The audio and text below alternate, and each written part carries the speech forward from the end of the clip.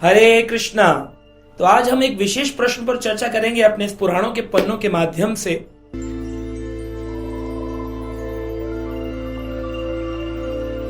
कि व्यक्ति के जीवन में कभी कभी ऐसा होता है कि परिवार के सदस्यों में से एक व्यक्ति विरला भगवान के द्वारा चुना जाता है भक्ति के मार्ग का अनुसरण करने के लिए, लेकिन प्राय बाकी परिवार के लोग उतने चेष्टापूर्ण नहीं होते हैं भक्ति में आगे बढ़ने के लिए।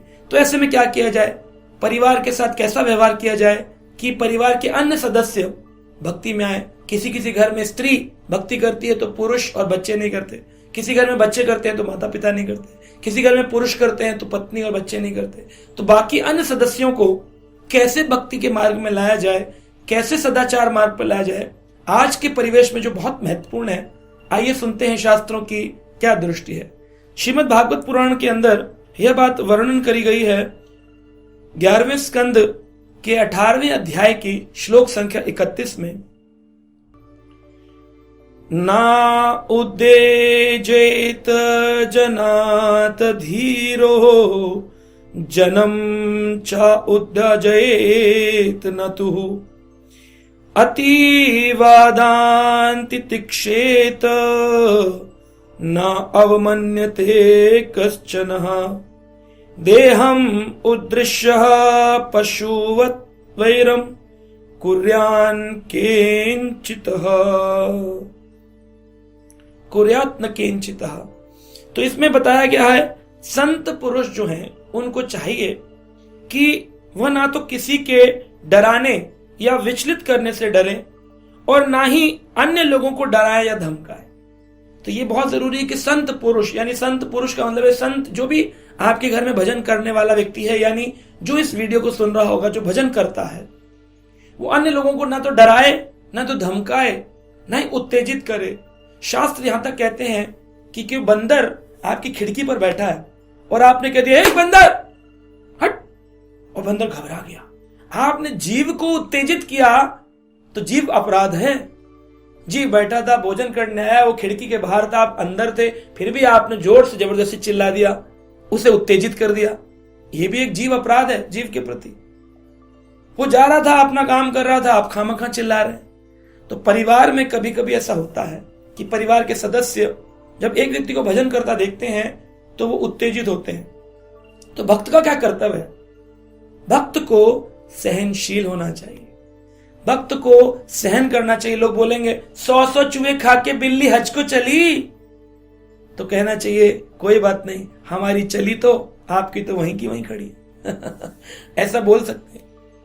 दूसरा, वो आपको बहुत बुरा भला बोल रहे हैं तो एक कान से सुने और दूसरे कान से निकाल दें, यह सोच करके यह अनजान है, ये नहीं जानते ये क्या कर रहे हैं। ईसा मसीह को जब सूली पर चढ़ाया गया, श्रील प्रभुपाद इस्कॉन के जो फाउंडर आचार्य थे कहते थे जीसस क्राइस्ट, ईसा मसीह एक परफेक्ट वैष्णव है, क्योंकि जब उनके साथ सूली पर चढ़ाकर दुर्व्यवहार कर रहे थे उनके लोग, उन्होंने कहा यह नहीं जानते ये क्या कर रहे हैं, प्रभु इनको इनकी करने के लिए माफ कर देना। प्रार्थनाशील होना है तो क्षमाशील होना है, फॉरगिव, क्षमा कर दो। दूसरा है फॉरगेट, भूल जाओ इन्होंने मेरे साथ क्या किया।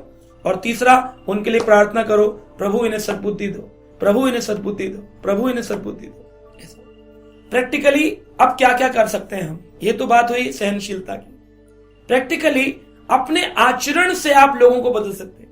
अगर आप माला करके आए और आप चिल्ला रहे हैं, लड़ रहे हैं बिना बात पर कि तुम सब राक्षस हो, नरक में जाओगे, बाकी लोग कभी भक्ति नहीं पकड़ेंगे। आपको सहनशीलता, शांत चित्त, क्रोध रहित, प्रेम, ये सब करना है परिवार के साथ। जब आप प्रेम का व्यवहार करेंगे, परिवार के लोग ऑटोमेटिकली आपके बताए रास्ते पर चलेंगे।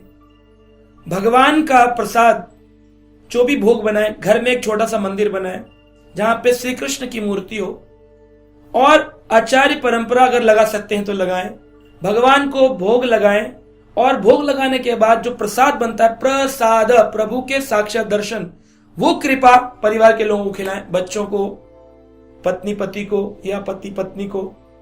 अगर पति है और घर में लहसुन प्याज और कांदा ये सब बन रहा है और ऐसे में पति भक्त बन गया, वो चाहता है मेरे परिवार के लोग भी बने, और वो बनाना भी नहीं जानता, कुकिंग करना नहीं, तो वो मंदिर में किसी भी पास के इस्कॉन मंदिर या किसी भी पास के मंदिर से, विष्णु मंदिर, कृष्ण मंदिर से जो प्रसाद है वह ले जाकर अपने परिवार को खिला सकता है।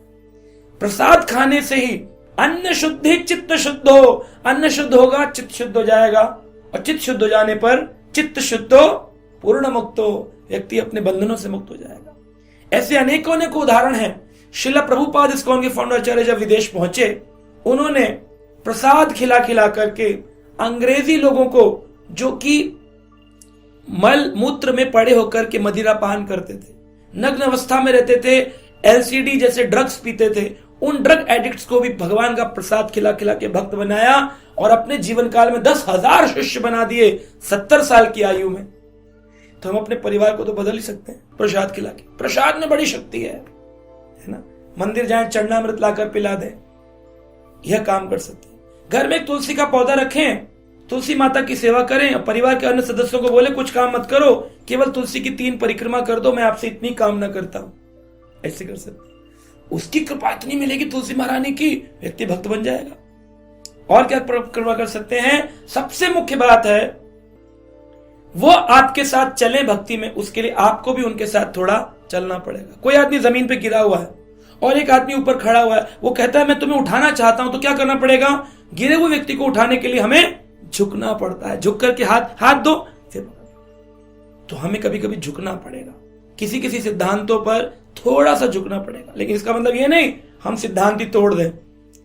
जैसे मैं जब भक्ति में जुड़ा तो मेरे जो परिवार के लोग थे वो भजन तो करते थे, लेकिन सिद्धांत पर इतने पक्के नहीं थे। सिद्धांत पर इतने पक्के नहीं, तो हमने क्या किया? हमारे गुरुजनों ने सिखाया प्रेम का व्यवहार करो, उनको कुछ ला करके तोहफा दो, कुछ गिफ्ट दो, उनके से प्रेम से डील करो, उनसे बोलो मैं आपके साथ एक काम करता हूं तो आप मेरे साथ कभी मंदिर चलिए, मैं आपके लिए कुछ गिफ्ट लाता हूं तो आप भी मेरी इच्छा पूर्ति के लिए कभी भगवान का नाम जप कर लीजिए। ऐसे प्रेम करते करते करते करते पूरा परिवार परिवर्तित हो गया। और इसका मेरा उदाहरण नहीं, हजारों हजारों उदाहरण हैं जहां पर लोगों ने प्रसाद खिलाकर अपने आचरण से, गुस्सा न करके प्रेम के व्यवहार से परिवार को परिवर्तित किया है। तो इस तरह आशा करते हैं सभी लोग उद्विग्न ना हो, जैसा हमने आज श्लोक पूरा पुराणों में, उत्तेजित ना हो। होता क्या है कि जब कोई व्यक्ति भक्ति करता है उसे तो सारे स्टैंडर्ड पता होते हैं और परिवार के लोग नहीं कर रहे होते हैं, वो कुछ बोलते हैं उल्टा, तो इसको क्रोध आता है, इतना क्रोध आता है ये अपने आपे से बाहर निकल जाता है। वो कहते हैं इतनी भक्ति करके तुम्हें क्रोध आ रहा है, क्या सिखा रहे तुम्हारे मंदिर वाले तुमको? तो इस तरह ये लोग जज करते हैं, संसार के लोग, हम पर उंगली उठा करके, और हमें सहनशील होकर के दिखाना, यस तुम कितनी भी उंगली उठाओ हम शांत चित्त बने रहेंगे, और फिर उनके अंदर परिवर्तन आता है। कितने लोग आपको शराब पीने के लिए प्रोत्साहित करें, अगर आप दोस्तों के साथ बैठते जो शराब पीते हैं और आप शराब पीना बंद कर देंगे, जैसे दोस्ती कटती नहीं है, वो आपका अधिक सम्मान करने लगते हैं। भाई साधु हो गया, बदल गया यार, तो लोग आपकी रिस्पेक्ट करते हैं। हर व्यक्ति को पता है जो गलत काम करता है कि मैं गलत कर रहा हूं, लेकिन वो देखना चाहता है इसने भगवान की शरण ली क्या, इसमें क्या परिवर्तन हुआ है। जब वो देखता है इसके शांत चित्त हो गया है, क्रोध कम हो गया है, अच्छा व्यवहार करता है, बड़ा प्रेम से व्यवहार करता है, तो उनके अंदर भी उत्साह आता है, मुझे भी इस गंदी वस्तु को त्याग देना चाहिए। तो मुख्य है हमारा व्यवहार, हमारा भोजन, हमारा आचरण और भगवत कृपा। भगवान से प्रार्थना करते रहिए, भगवत कृपा होगी तो सब परिवार के लोग भजन मार्ग में आएंगे। हरे कृष्ण।